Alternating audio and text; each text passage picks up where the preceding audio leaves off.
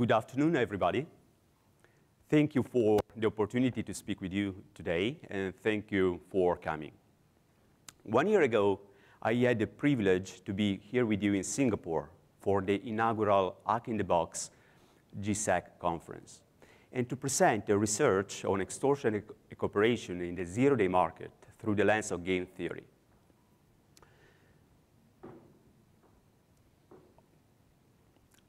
I present this research also to other audience later in here and listen to their comments and thoughts. Most notably, a colleague in Japan asked me what I thought about the ethical dilemmas related to the disclosure of vulnerabilities and the trading of vulnerability information, and if those questions were meaningless to me. While they are far from being meaningless to me, at that time, I sidestepped providing to this friend a satisfactory answer, because my research was focused on the economics of vulnerability markets, and I was not into this business. Hence, I suggest that there are different sensibilities around the world when it comes to the ethical dilemmas related to vulnerability information, and if we work towards aligning the incentives in the industry, we would have in turn led to business practices of higher ethicality. Later, and after careful consideration, I decided to go from theory to practice, and I entered the space. But in so doing, the ethical questions related to the trade of vulnerability information could not be postponed any further. In fact, zero-day vulnerabilities, weaknesses in software or hardware unknown to the parties who can mitigate their specific negative effects, are gaining a prominent role in modern-day intelligence, national security, and law enforcement operations. At the same time, the lack of transparency and accountability in their trade and adoption, the possible over-exploitation or abuse, the latent conflict of interest by the parties handling them, and their potential double effects may pose societal risk and may lead to the breach of human rights. If left unaddressed, these usage-related challenges call into question the legitimacy of zero-day vulnerabilities as enablers of national security and law enforcement operations, and erode the benefits that their proportionate use have for the judiciary, defense, and intelligence purposes. So with your help, what I want to do today is to briefly review the vulnerability supply chain, its main actors, and their surrounding ethical questions. After setting the context, after setting the stage, I will share with you how I decided to approach these questions in my occupation and report on the ethical principles and standards I set forth in the Code of Business Ethics that I adopt in my day-to-day business operation. In doing so, it's not my intention neither to lecture anybody about how you are expected to behave, nor to provide definitive answer to compelling challenges. I will be happy if I will have asked more questions than given answers, and if I will have contributed some principles and standards to build upon. So let's get started. How many of you are familiar with the Philip K. Dick 1968 novel, Do Android Dream, or Electric Sheep? Anyone? Great. And how many of you are familiar with the Ridley Scott 1982 film, Blade Runner? Very well. The story I want to tell you today is the story that finds inspiration in a science fiction novel. And as we are about to overtake the moment in time in which the novel is set, inform us about the present we're living, some of the ethical questions arises, and how I decided to approach them in my occupation. Shortly, I will introduce you the dramatis personae of our story. Their story is the story of the vulnerability supply chain, composed, among others, of software makers creating vulnerabilities during the product development lifecycle, researchers finding existing vulnerabilities and creating exploits to take advantage of them, brokers trading vulnerability intelligence and zero-day exploits, and organizations using and sometimes misusing these capabilities. Their story is also our story. But it's my contention that wherever we turn our attention into the vulnerability supply chain, each and every industry actor face their respective ethical challenges related to the knowledge of zero-day vulnerabilities. But let's proceed in order, and let's try to draw a parallel between the fictional Anno Domini 2019 depicted in Blade Runner and the present we are living in. The Anno Domini 2019 depicted in Blade Runner is a time of societal decline, where technology has polluted the earth and seized control of the city. Enormous power is in the hands of corporations, and Los Angeles appears to have turned in one of the Jeremy Bentham panopticons, whereby one cannot tell if one is being watched, but it's possible that one is being watched at all times. Therefore, extreme caution needs to be exercised at all times. The roving spotlight present throughout the film suggests constant surveillance, and the replicants need to stay in character even when alone. This is what Harvard psychologist Shoshana Zuboff called in 1988 anticipatory conformity. Interestingly, though, surveillance is not the only point of contact between fiction and reality. Let's consider pollution. Yes, let's consider pollution because vulnerabilities are like pollutants. The private upfront cost of insecure software, as it happens for the cost of waste dumping, for instance, is near zero to most. The cost of insecure software is near zero for software makers. Yet the social cost of it is quite high. The social cost of insecure software is almost unbearable nowadays. That is to say that as for today, software security is an externality, a negative externality, because the market does not provide significant or compelling incentives for developing secure software. As a result, software makers are practicing unrestrained vulnerability dumping onto the downstream market participants.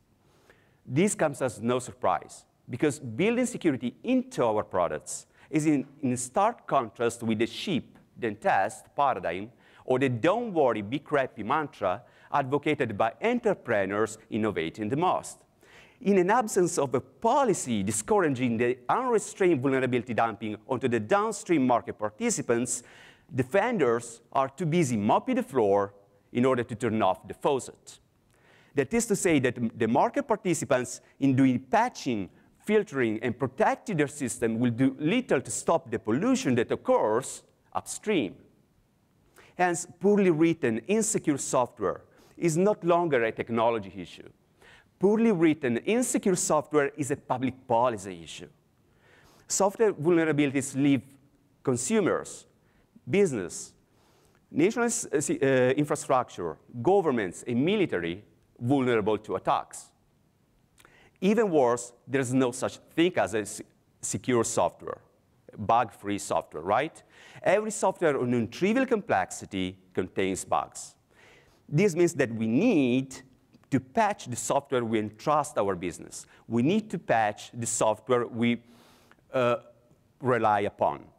Yet patching plays as a perverse incentives, allowing software manufacturers to optimize market legal protections by renegotiating contract terms buyers could not negotiate in the first place. This is how every time a vulnerability comes out, we find ourselves signing a new license agreement, but this gives the manufacturers the ability to renegotiate contract terms the user could not negotiate in the first place. So we have a choice. We have a take it or leave it choice. Either I set the new software license agreement and keep patching the software I rely upon in order to support my business, or I don't, and I risk exploitation. This is a deal I can't refuse, and neither can you. All of which is to say that corporate power is as much a key feature in Blade Runner as much a signature of our industry.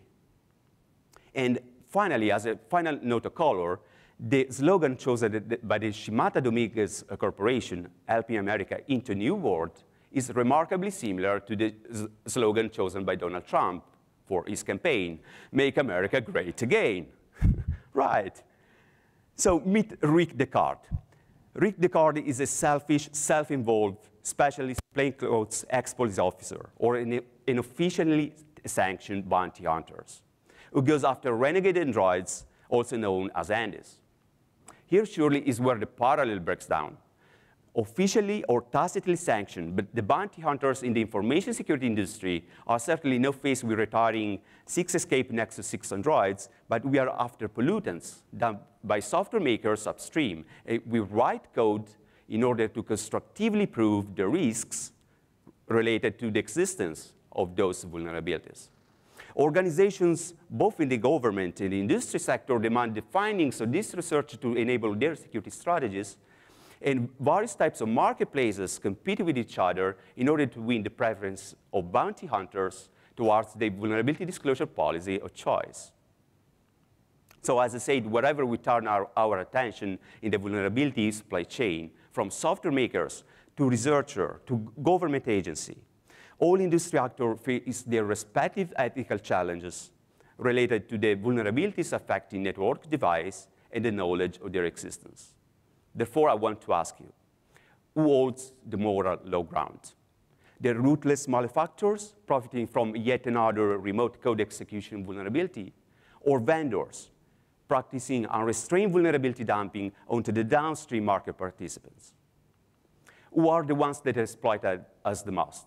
The foreign security services taking total control of our mobile assets, or vendors using patching to optimize market legal protections by renegotiating contract terms user could not negotiate in the first place, and from which the user had no satisfactory way to escape.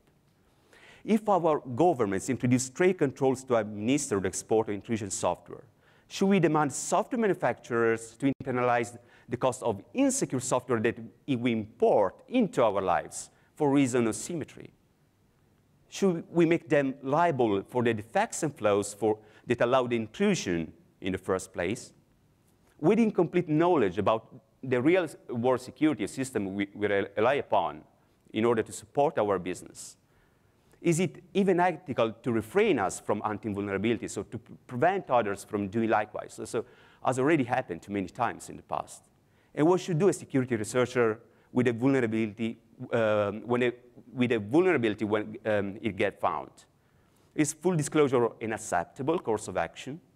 Does full disclosure becomes more acceptable if the affected vendor ignores the vulnerabilities that were reported responsibly or fails to provide a timely patch?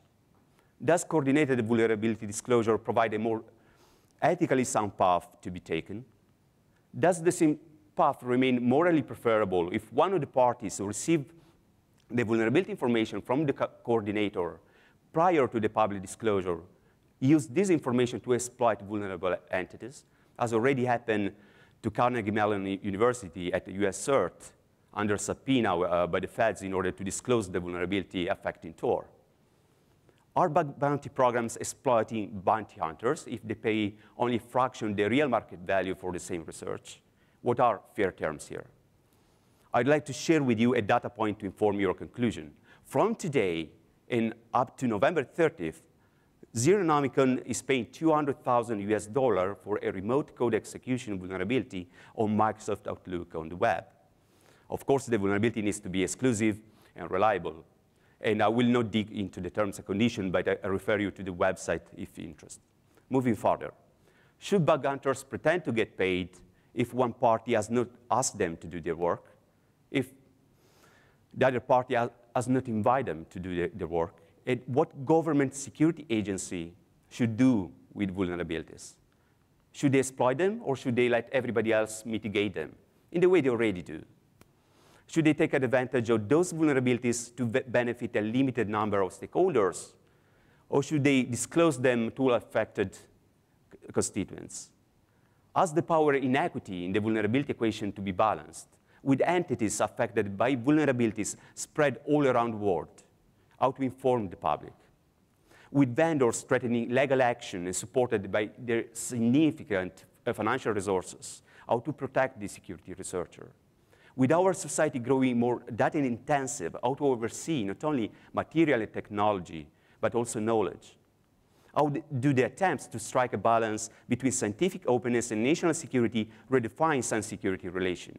And how does scientific knowledge become subject to security governance? How does this dynamic affect the links among scientific knowledge, security expertise, and political decision. And more importantly, can we regard hacking to be an ethical practice and condemn at the same time the trade of capabilities enabling this practice as immoral? Can we regard hacking to be an ethical practice and condemn at the same time the trade of capabilities enabling this practice as immoral? As an ethically concerned trader of vulnerability information and security capabilities, I established a code of business ethics, and I hold to this principle and standards in the conduct of my business. I set forth 6 principles and 8 corresponding ethical standards. The principles are aspirational goals, aimed at guiding and inspiring the conduct of business, and they underpin the ethical standards. The ethical standards are enforceable rules for the day-to-day business operation. So let's give them a look. The first and foremost governing principle in the Code of Business Ethics that today I offer to the private sector is the clean hands principle, which asks the private sector and me to respect all human rights proclaimed in international human rights treaties, including the International Bill of Human Rights, and strive to ensure no complicity whatsoever in any human rights abuses. Because it's not my ambition to be involved in any human rights abuses. Therefore, I vet and monitor my customers. And this is the first enforceable rule. I do so by not engaging in any business with entities known for abusing human rights, reserving the right to suspend or cease all business operation with entities found to be involved with human rights abuses at a later point in time. Building on this principle, principle number B, ask the private sector to do not pose a danger to human health. Ask the private sector to champion the health of human beings and to commit to not enable customers with capabilities that may pose a direct danger to the health of human beings.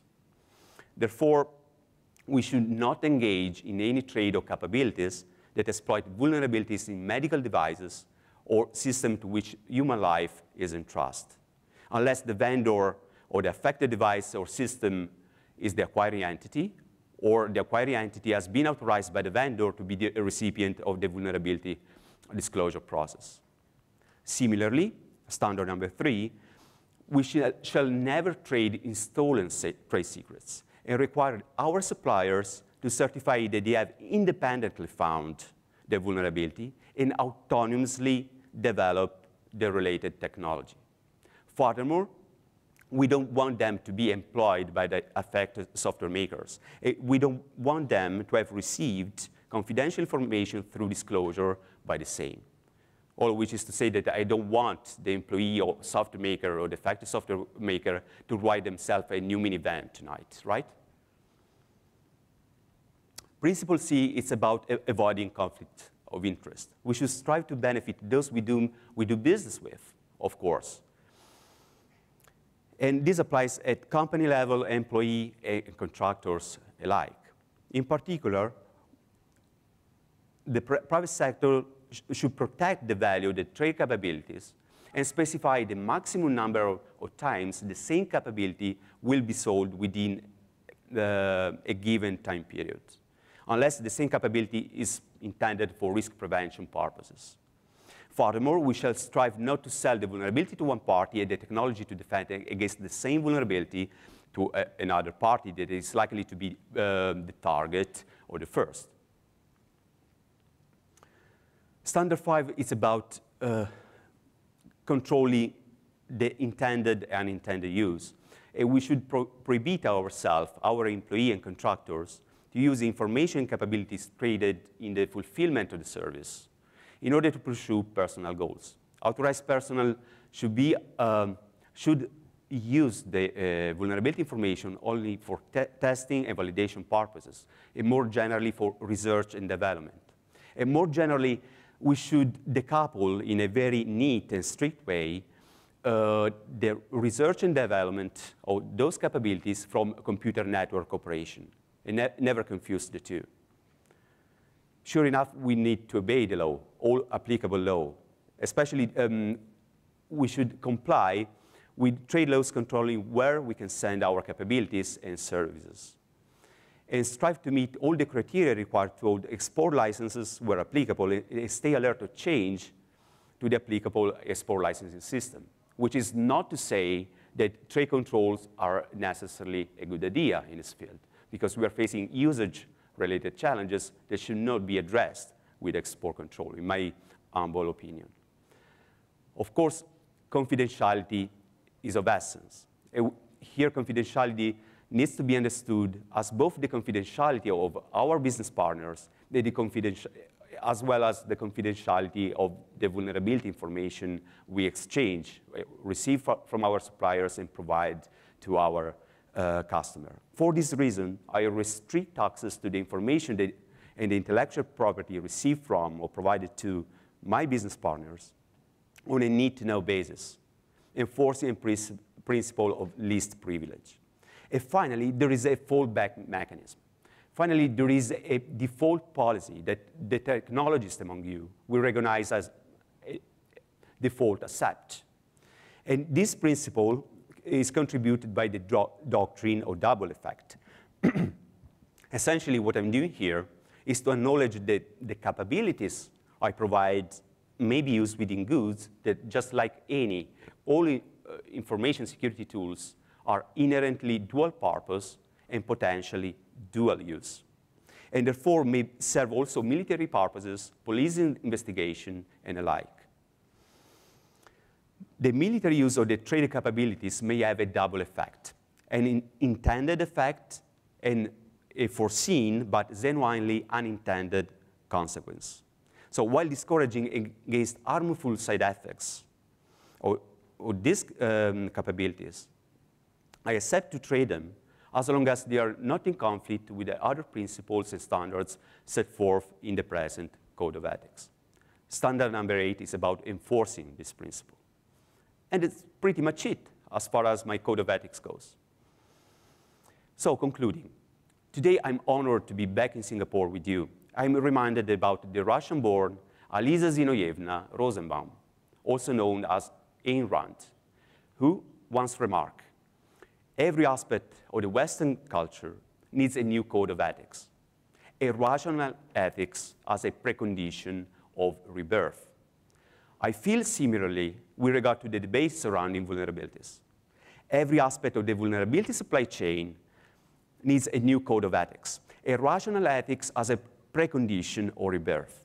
In this spirit, I established the first code of ethics focused on the trade of vulnerability information, and today I offer its principles and standards up for comments and criticism.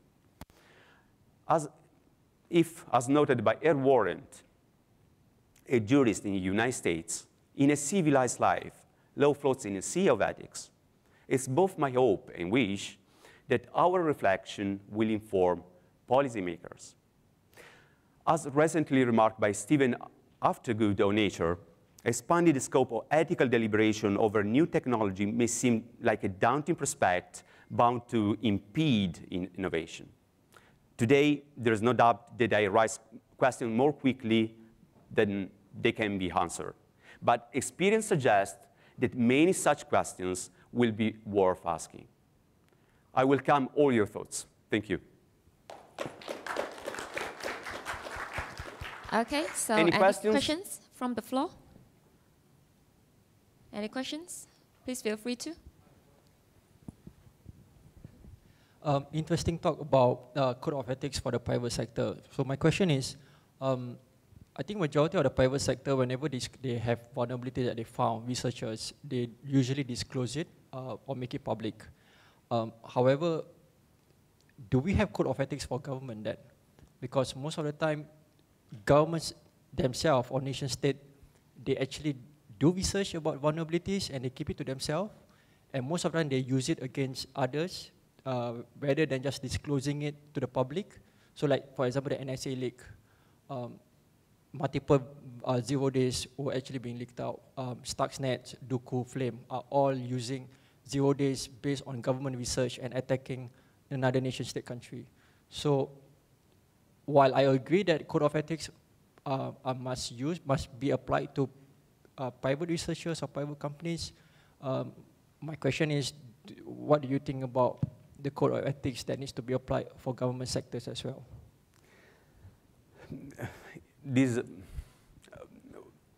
Speaking about governance and self-governance, it's a really hot topic nowadays. I'm focused on the private sector because I have control over this, being an active actor of the industry. At the government level, entities involved with the computer network operation, while facing the same ethical dilemmas, may approach those in a different way. Because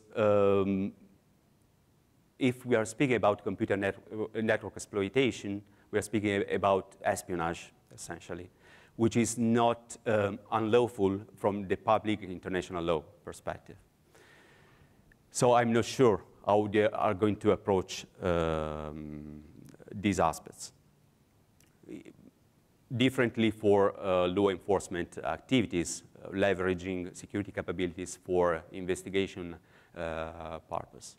Sure enough, what I do in order to enforce the code of ethics for the private sector is to reflect the existence of this code of ethics in all the paperwork I exchange with both my suppliers and clients. So I ask them to abide to the principle and standards set forth in the same code of ethics. And as per me, as per my company, I retain the right to suspend or cease business operation in case of breach or the same ethical principle. So if they want to sustain our business partnership, they need to abide also to the same code of ethics. Of course, I may defect in terms of information from what's going on because I'm not into the operation. I don't know how they're going to use these capabilities. So I welcome also leakers and whistleblowers willing to tell me more proof and provide more evidence about what's going on. This is part of what I'm trying to do in order to enforce this code of ethics. Sure, thank you. Okay, so any more questions? All right, so if there's no, then thank you, Alfonso. Thank you. We are going to have a coffee break from now, and the next talk will be